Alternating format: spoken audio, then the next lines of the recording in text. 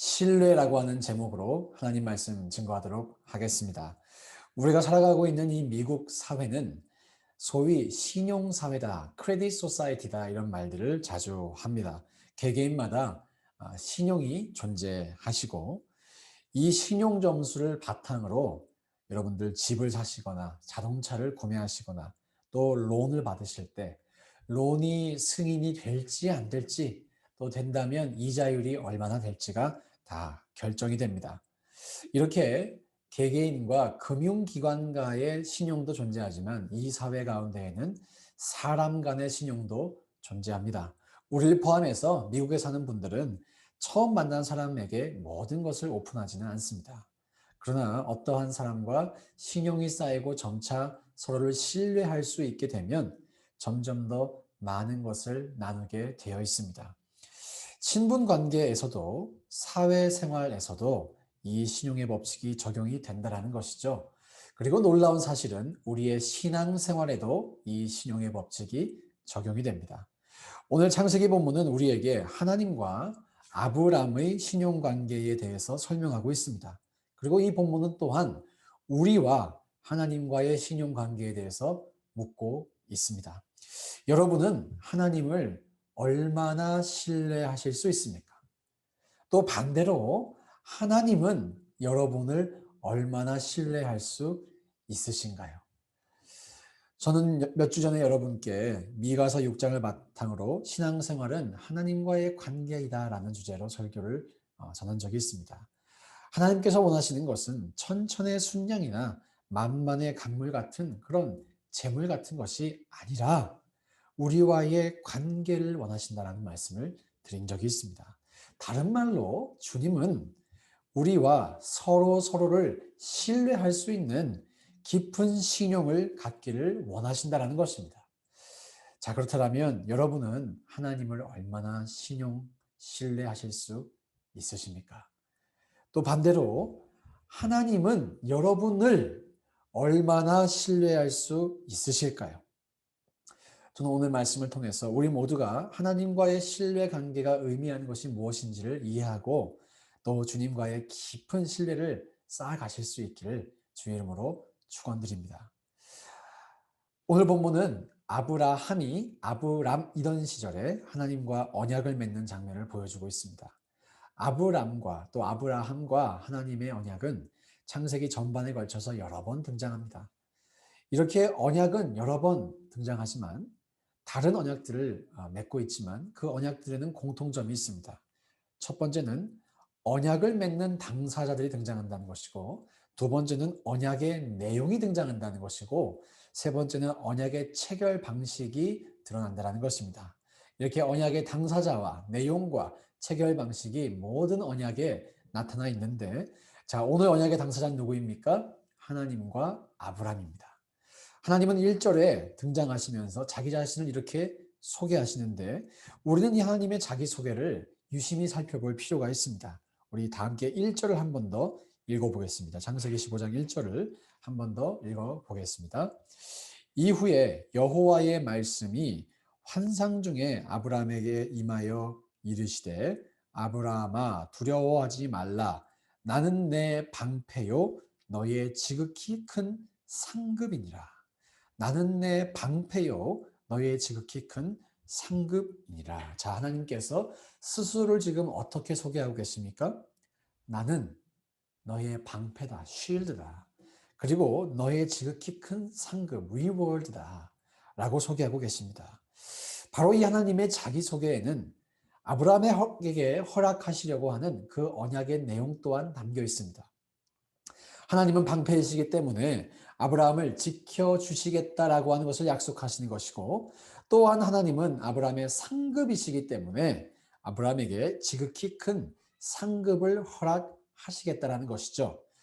아브라함은 그렇게 하나님의 자기소개를 듣던 중에 한 가지 단어로 인해서 마음이 움직이게 됩니다. 바로 상급이라고 하는 단어였습니다. reward라고 하는 단어였습니다. 그래서 2절에서 이렇게 반문합니다. 주 여호와여 무엇을 내게 주시려 하나이까? 이렇게 묻는 것이죠. 주님이 정말 나의 상급이시라면 도대체 내게 어떤 상급을 주시겠습니까? 이렇게 지금 반문하는 내용입니다. 그리고 아브라함은 자신의 가장 아픈 곳, 자기 인생의 가장 큰 약점을 언급하기 시작합니다. 바로 나는 자식이 없어요 라는 것이죠. 바로 그 말을 들은 하나님께서는 아브라함에게 확실하게 말씀하십니다. 4절입니다.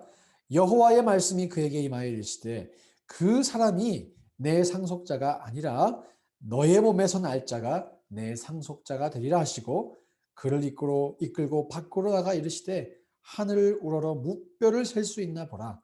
또 그에게 이르시되 너의 자손이 이와 같으리라. 이것이 바로 오늘 언약의 내용입니다. 아브라함은 자식이 없었고 하나님은 자식을 허락하실 것이라고 말씀하시는데 자식뿐만 아니라 아브라함의 후대의 자손들이 하늘의 별과 같이 많을 것이다라고 약속하고 계신 것입니다. 그리고 여기서 가장 중요한 것, 오늘 본문에서 가장 중요한 것은 아브라함이 하나님의 그 말씀을 믿었다라고 하는 것입니다. 그리고 하나님은 그 믿음을 의로 여기셨고 자손뿐만 아니라 땅도 주시겠다라고 말씀을 하십니다. 이런 것을 이름에서 꼭 먹고 알 먹고 이런 말이 있죠. 자식도 받고 땅도 주겠다. 주님이 약속하시는 거예요. 즉 오늘 본문에 등장한 언약의 주체는 하나님과 아브라함이고 언약의 내용은 자손과 또한 땅을 주시겠다라는 것인데 언약의 이 체결 방식은 하나님의 구두 약속에 대해서 아브라함이 믿음으로 반응을 했다라는 것입니다. 여기서 아브라함에게 약속된 이 자녀와 땅에 대해서 조금 더 생각을 해보겠습니다. 이 두 가지 상급은 아브라함의 인생에서 가장 결핍되어 있었고 그래서 가장 필요했던 것들이었습니다. 정착할 땅이 없어서 늘 이동을 해야만 하는 그 불안감 속에 사는 아브라함에게는 땅이 필요했습니다. 그리고 자녀가 없어서 이 재산이 있어도 물려줄 상속자가 없었던 아브라함에게는 자녀를 갖고자 하는 그 간절함이 있었습니다. 즉 하나님께서는 아브라함의 이 필요와 아픔을 다 아시고 이 모든 것을 허락해 주시겠다라고 하는 약속을 하고 계신 거예요. 자, 그런데 그 모든 약속을 이행하기 위해서 필요한 그 조건이 무엇이라고요? 이 모든 계약서에 찍는 마지막 인감도장 오랜만에 들어보셨죠? 사인, 서명이 무엇이라고요? 믿음이라는 것입니다. 믿음이라는 것입니다. 이 사실은 지금도 마찬가지입니다. 하나님께서는 지금도 여전히 우리에게 축복하기 원하시는데, 아멘이시죠? 지금도 여전히 우리에게 축복하기 원하시는데, 바로 그 축복을 우리의 삶에 실현시킬 수 있는 마지막 도장이 있다면, 사인이 있다면, 그것이 바로 우리의 믿음이라는 것입니다. 여러분들 중에는 이미 여러분의 삶 속에서 아브라함처럼 하나님께 약속을 받으신 분들이 있을 것입니다. 그리고 그 약속의 성취를 경험하신 분들도 계실 것입니다. 또 아직 경험하지 못한 분들도 계실 것입니다. 저는 분명하게 말씀드리고 싶습니다. 우리가 지금까지 받았던 약속이 아직 경험되지 않았든 또 앞으로 받을 약속이 무엇이든지 간에 그 모든 약속이 실현되기 위한 결정적인 조건은 바로 하나님에 대한 여러분의 믿음이요, 신뢰라는 것입니다. 혹시 여러분의 인생에서 하나님께 받은 여러 장의 계약서가 있는데 그동안 먼지가 수북히 쌓여서 정말 이 계약서가 아직도 유효한지 궁금하시다라면 혹시 오랫동안 약속이 성취되지 않아서 계약서가 익스파일 된 것이 아닐까 생각되신다면 오늘 성경은 말씀합니다. 여러분이 하나님을 여전히 신뢰한다면 그 계약서도 여전히 유효할 것이라고 말씀하고 있는 것입니다. 그리고 이 사실은 앞으로도 마찬가지일 것입니다. 하나님께서 어떠한 약속을 주시든지 어떠한 감동을 하시든지 중요한 것은 우리가 그 하나님을 신뢰할 수 있느냐라는 것입니다. 저는 여러분이 이 신뢰를 가지시기를 축원드립니다. 하나님에 대한 이 믿음을 가지시기를 진심으로 축원드립니다. 그리고 이 믿음을 성장시키기 위해서, 이 믿음을 갖기 위해서 우리가 반드시 기억해야 할 두 가지 사실이 있습니다. 첫 번째 사실은 하나님께서 스스로 우리에게 신용 있는 존재가 되시기 위해 노력하신다는 것입니다. 하나님께서 우리에게 신용 있는 분이 되고 싶으셔서 노력하신다는 거예요. 하나님이 말씀만 하시고 저 멀리서 그래 어디 한번 나를 믿나 안 믿나 내가 한번 잘 지켜볼게 이렇게 행동하는 것이 아니라 우리가 그 하나님을 실제로 신뢰할 수 있게끔 하나님은 노력하신다라는 것입니다. 일하신다라는 것입니다.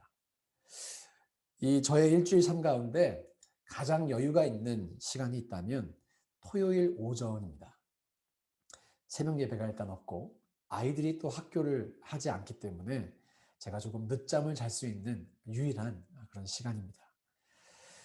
그래서 어제 아침에 좀 늦잠을 좀 자야겠다. 그렇게 하고 마음 편하게 잠을 자고 있는데 정말 꿀잠을 자고 있는데 요즘에는 핵꿀잠이래요. 핵꿀잠을 자고 있는데 저희 딸 샬롬이가 학교 가는 날보다 더 일찍 일어나서 저를 불러 깨웁니다. 그리고 이렇게 말하는 거예요. 아빠, 오늘 아침으로 도넛 사준다고 했잖아요. 생각해보니까 제가 진짜 약속을 했었어요. 토요일 아침에 우린 다 같이 도넛을 먹겠다. 얘가 그것을 잊지 않고 지금까지 기다리다가 마침내 토요일 아침이 되니 학교보다 더 일찍 일어나서 저를 붙들고 깨우는 것입니다. 왜 하필 그 약속을 해가지고 잠도 더 못 자고 제가 그 말을 듣자마자 자리에서 일어나서 도넛 사러 갔습니다. 세라 도넛, 사라 도넛 있잖아요. 어쩌다 보니 이 아브라함의 아내 사라 도넛 사러 갔습니다. 자, 여러분 제가 왜 아침잠을 포기하고 도넛 사러 갔을까요? 1번 도넛가 먹고 싶어서 2번 약속했기 때문에 몇 번이에요? 화면에 한번 표시해 주시겠어요? 1번이다 2번이다 네. 대부분 저의 질문은 다 정답이 2번입니다. 네, 제가 그렇게 약속했기 때문이에요. 딸 아이에 대해서 약속을 지켜주고 싶었기 때문입니다. 그 아이가 저를 계속해서 신뢰하기를 바라기 때문입니다. 아빠가 뭔가를 말하면 그것을 이루어 줄 거야 라고 하는 그 믿음이 이 아이와 저 사이에 있기를 바라는 마음이 있기 때문입니다. 마찬가지로 하나님께서도 우리가 그 하나님을 신뢰하기를 원하신다는 것입니다. 바로 그렇기 때문에 하나님은 우리가 하나님을 신뢰할 수 있도록 노력하신다는 것입니다. 여러분 참 이것이 감사하지 않습니까? 우리 조나단 에드워즈라고 하는 미국의 참 길이 남을 신학자가 있습니다. 그 신학자가 적은 책 중에 이런 제목의 책이 있습니다. 하나님의 영광을 위한 하나님의 열심. 이 책의 모든 내용은 이 제목에 요약됩니다. 하나님의 영광을 위해서 하나님 스스로 열심을 내신다는 것입니다. 오늘 우리가 읽은 본문의 다음 본문인 15장 7절과 21절 사이에는 하나님과 아브라함의 언약이 체결되는 의식이 묘사되고 있습니다. 당시 고대 근동에서는 쪼갠 고기를 두고 동물을 죽여서 쪼개고 반으로 쪼개고 그 고기 사이를 계약 당사자들이 통과함으로써 계약을 체결하는 의식이 있었습니다. 그런데 원래 그 쪼갠 고기를 계약을 체결하는 당사자 2명이 통과했어야만 하는데 15장 17절에는 타는 횃불만이 쪼갠 고기 사이를 지났다라고 기록이 되어 있습니다. 이것이 의미하는 바는 이 계약이 하나님만 사인했다라는 것을 의미합니다. 무조건적인 계약임을 의미합니다. unconditional 한 계약임을 의미합니다. 하나님께서 다른 말로 반드시 무슨 일이 있어도 이 약속을 지키실 것이다라는 것을 의미합니다. 아브라함이 중간에 계약을 파기하고 싶어도 파기가 되지 않는 까닭은 하나님이 그분의 절대적인 은혜와 능력으로 이 계약을 이행하시겠다라고 하는 의지가 확고하게 담겨있기 때문입니다. 이렇게 계약이 체결됐고 아브라함이 하나님을 신뢰하기 시작해서 끝까지 하나님을 신뢰했더라 라고 성경에 기록되어 있으면 얼마나 은혜로웠을 뻔했습니까? 그런데 아브라함은 바로 이 계약이 체결되자마자 인간적인 방법을 사용하기 시작했습니다. 하가를 통해서 이스마엘을 출산했던 것이죠. 아브라함에게는 믿음이 있었지만 동시에 연약함도 있었습니다. 그러나 하나님께서는 바로 그 연약함에도 불구하고 자신이 하신 약속을 신실하게 이행하셨습니다. 이후에 하나님의 약속대로 아브라함은 이삭을 얻게 됩니다. 또 아브라함의 자손인 이스라엘 민족이 출애굽을 통해 가나안 땅을 차지하게 되는 것을 우리는 잘 알고 있습니다. 이삭의 출생과 이스라엘 민족의 출애굽 사건이 모두가 다 하나님께서 오늘 이 본문에서 아브라함에게 하신 약속이 얼마나 신실하게 이행되고 있는지를 보여주는 사건들인 것입니다. 사랑하는 여러분, 하나님께서 자기 자신이 얼마나 신뢰할 수 있는 인지를 보여주시기 위해서 노력하시는 이 모습이 저와 여러분에게도 보여질 수 있기를 소망합니다. 바로 그 하나님께서는 우리 각 사람에게 오늘도 찾아오셔서 약속을 주시고 그 약속을 이행해 가시며 우리가 그 하나님을 신뢰할 수 있도록 우리 가운데 역사하시는 줄 믿습니다. 우리가 믿는 하나님은 여전히 일하시는 하나님이십니다. 우리가 믿는 하나님은 쉬지 않고 우리를 지키시는 분이시며 우리를 축복하기 원하시는 하나님이십니다. 또한 우리가 믿는 하나님은 아브라함의 그에게 그러셨던 것처럼 나는 너의 방패라고 나는 너의 상급이라고 말씀해 주시는 하나님이십니다.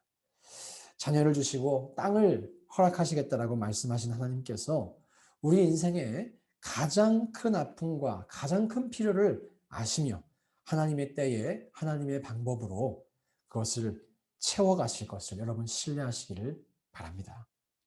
기억하십시오. 하나님은 노력하십니다. 그리고 우리가 그 하나님을 앞으로도 계속해서 신뢰할 수 있도록 하나님은 반드시 약속한 것을 이행하십니다. 우리의 신앙생활은 하나님의 그 신뢰를, 하나님에 대한 그 신뢰를 날마다 성장시켜가는 신앙생활입니다. 한번 믿은 그 하나님을 더 깊게 신뢰할 수 있는 신앙생활입니다. 오늘 본문의 아브라함이 되어서 말년에 하나님에 대해서 가졌던 그 신뢰의 정도는 이전과는 비교할 수 없을 정도로 성장했었을 것입니다. 저는 하나님에 대한 우리의 믿음이 세월이 지나갈수록 무르익기를 소망하며 세월이 지나갈수록 성장하기를 주의 이름으로 축원드립니다. 자, 이렇게 우리가 하나님을 신뢰할 수 있도록 하나님께서 스스로 노력을 하신다. 그것이 우리가 기억해야 할 첫 번째 메시지라면 오늘 우리가 기억해야 할 두 번째 메시지는 이제 우리도 하나님께서 우리를 신뢰할 수 있는 사람이 되도록 노력해야 한다는 것입니다. 여러분 한번 생각해 보십시오. 하나님께서 우리가 그분을 신뢰할 수 있도록 하나님이 노력하시잖아요. 그러면 우리도 그 하나님께 예의를 다해야 되지 않겠습니까? 당연히 우리도 그 하나님이 우리를 신뢰하실 수 있게 노력해야 되지 않겠습니까? 하나님, 제가 하나님이 믿을 수 있는 사람이 되겠습니다. 라고 반응해야 하지 않겠습니까? 자, 그런데 도대체 어떻게 하면 하나님이 우리를 신뢰하실 수 있으실까요? 신뢰하는 사람 되고 싶은데, 주님의 신임을 좀 얻고 싶은데, 어떻게 하면 하나님께서 우리를 신뢰할 수 있으실까요? 한 10년 정도 주일 예배를 한 번도 빠지지 않고 개근하면 주님이 우리를 신뢰하실까요? 아니면 매주 착실하게 헌금 생활을 하면 하나님이 우리를 신뢰하실까요? 1년 365일 감정의 기복이 없이 늘 평안해 화도 내지 않고 늘 성령 충만하면 우리가 그렇게 살아갈 수 있다면 하나님께서 우리를 신뢰하실까요? 아니면 우리가 삶의 모든 것을 정리하고 선교사쯤은 되어야 혹은 목사 정도 되어야 주님께 신임을 얻을 수 있을까요? 내가 못하면 자녀라도 그렇게 하겠습니다. 그렇게 해야 주님이 우리를 신뢰해 주실까요? 우리가 하나님을 믿는다. 우리의 입장에서 우리가 주어가 되어서 하나님을 신뢰하겠다라고 하는 것은 이해가 쉽습니다. 그런데 바꿔서 하나님이 주어가 돼서 우리를 신뢰하시기를 원한다라고 할 때 어떻게 해야 될까라고 하며 그 질문에 답하는 것이 쉽지 않습니다. 아마 그래서 이 목사라는 사람이 있는 것 같아요. 저는 오늘 여러분께 하나님의 신임을 얻는 비결을 말씀드리겠습니다. 하나님께 신임을 얻는 비결은 바로 하나님에 대해서 절대적인 믿음을 갖는 것입니다. 하나님을 신뢰하는 것입니다. 자, 이제 눈치가 빠르신 분들은 이미 알아채셨을 것입니다. 우리가 하나님을 신뢰하는 방법도 그리고 하나님께서 우리를 신임하시게 하는 방법도 모두가 다 하나님을 믿어드리는 것이다라는 것입니다. 하나님의 신뢰를 얻기 위해서 우리가 특별한, 대단한 그런 일을 할 필요가 있다는 것이 아닙니다. 그러나 우리가 반드시 해야 할 일이 있다면 그것은 바로 위대한 하나님께 불가능이 없음을 신뢰하는 것입니다. 여기서 우리가 하나님께 드려야 할 그 믿음의 분명한 성질이 한 가지가 있습니다. 믿음은 상식을 초월하는 것이고 믿음은 우리의 이성을 초월하는 것이라는 것입니다. 오늘 본문에서도 아브라함이 믿을 때, 아브라함이 하나님의 말씀을 믿었을 때 하나님께서 이를 의로 여기셨다라고 말씀합니다. 자, 왜 그럴까요? 아브라함에게는 자식이 없은 지가 너무 오래되었기 때문이에요. 만약 우리처럼 이미 자녀가 있고 자녀가 잘 크고 있는 상황에서 하나님께서 똑같이 나타나셔서 너에게 자녀를 줄 것이다. 그것을 우리가 믿는 것과 아브라함이 지금 그 하나님의 말씀을 믿는 것에는 큰 차이가 있습니다. 자신의 인생에서 한 번도 경험하지 못했고 너무나 바랬지만 일어나지 않았기 때문에 지금까지 자신의 마음을 상하게 했던 바로 그 이슈가 오늘 아브라함에게는 자녀라는 이슈였습니다. 그런데 자신의 상식으로는, 자신의 경험으로는, 자신의 이성으로는 납득이 안 되어도 하나님이 말씀하시니 이를 믿었다라는 것입니다. 그리고 바로 그 믿음을 하나님은 의로 여기셨다라는 것이죠. 바울은 로마서 4장에서 이 창세기 15장 6절 9절을 통해서 믿음으로 받는 구원, 이신칭의에 대해서 설명합니다. 이 자리에 계신 우리들도 모두 이 이신칭의의 믿음을 갖고 계신 분들입니다. 믿음으로 구원을 얻는다라고 믿고 계신 분들입니다. 자, 그런데 여러분은 믿음이라고 하는 이 단어를 어떻게 define 하십니까? 어떻게 정의하십니까?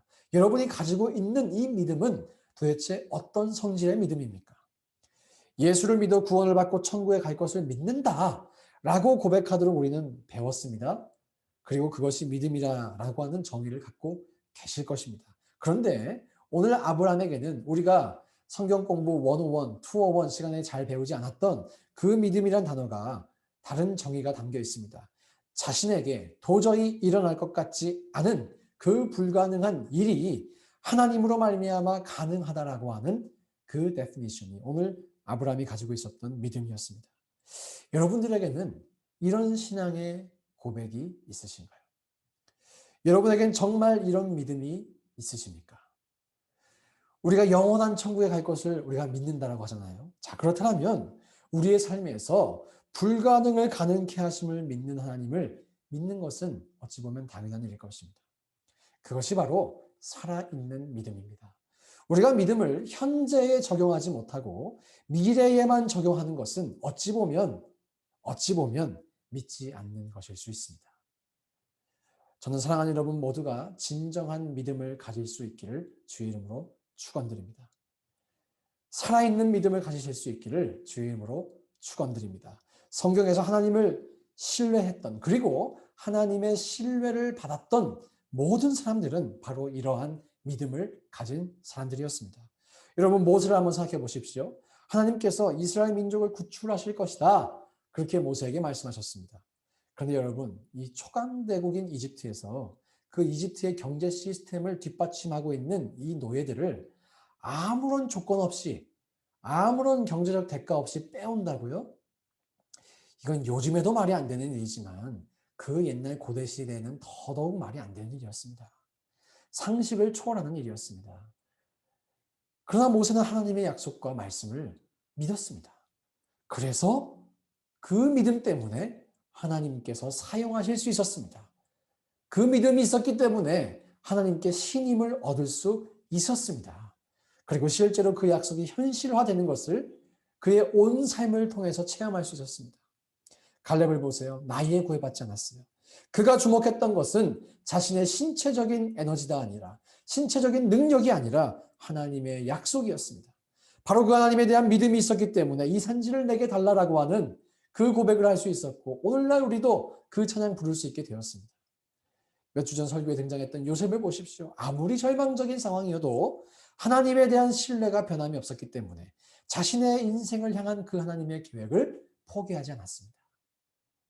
자신의 상황에서 자신을 평가했던 것이 아니라 하나님의 시각에서 자신을 바라볼 수 있었습니다. 동정녀 마리아를 한번 보세요. 여러분, 처녀가 잉태를 한다. 그때나 지금이나 말이 안 되는 이야기입니다. 그런데 우리는 이것을 사실 마음 편하게 아멘 하잖아요. 근데 여러분이 만약에 여기에 계신 여성분들이 동일한 입장이 되면 어떠시겠습니까? 너무나 당황스럽고 믿기 힘든 사건입니다. 그러나 마리아가 천사 가브리엘에게 뭐라고 고백합니까? 주의 여종이오니 말씀대로 내게 이루어지이다. 말씀대로 내게 이루어지이다. 성경에 나온 모든 믿음의 사람들, 하나님을 신뢰했고 하나님께 신임을 얻었던, 그래서 쓰임 받을 수 있었던 모든 사람들은 바로 이렇게 불가능을 가능케 하시는 하나님의 능력을 신뢰했으며 나의 생각으로, 나의 경험으로 하나님을 제한하지 않았습니다. 도리어 하나님의 약속으로 나의 생각을 변화시켰습니다. 여러분께 중요한 질문을 드립니다. 사랑하는 여러분, 여러분에게 있는 믿음은 하나님께 신임을 얻을 수 있는 믿음이십니까?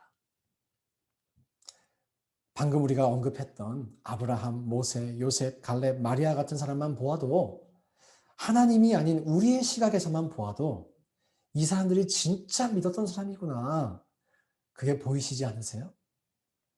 그렇다면 여러분에게는 다른 사람이 봐도 야, 저 사람은 진짜 믿는 사람이구나, 이렇게 말할 수 있는 믿음의 증거가 있으십니까?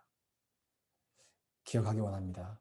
우리가 가져야 할 믿음은 이성을 초월하는 것이고 불가능을 가능케 하는 믿음이고, 그래서 우리의 신앙생활이 늘 이성적으로 make sense 하다면, 늘 합리적이기만 하다면 정말 우리가 하나님을 신뢰하고 있는지, 정말 우리가 하나님께 신임을 얻을 수 있는 믿음을 갖고 있는지를 되돌아볼 필요가 있다는 것입니다. 사랑하는 여러분, 하나님은 여전히 오늘날에도 믿음의 사람을 찾고 계십니다. 아직도 하나님은 그 믿음의 사람들을 통해서 하셔야 할 일들이 너무나 많이 있습니다. 그러나 하나님께서 신임할 수 있는 믿음의 사람이 많지는 않았던 것 같습니다. 역사적으로도 그랬고 성경에도 그렇게 많지 않았습니다. 저는 사랑하는 여러분과 제가 그 하나님께 이 시대 가운데 신용을 얻는, 신임을 얻을 수 있는 사람들 될 수 있기를 주님의 이름으로 축원드립니다. 우리 미국 사회에서도 신용 점수에 따라서 론이 더 나오고 안 나오고 이게 다 결정되듯이 우리와 하나님과의 그 신용이 성장하고 깊어져서 하나님께서 더 많은 일들을 안심하고 맡기시는 우리가 될 수 있기를 소망합니다. 하나님이 신뢰할 수 있는 사람, 하나님을 신뢰할 수 있는 사람, 저와 여러분이 바로 그런 사람 될 수 있기를 소망합니다.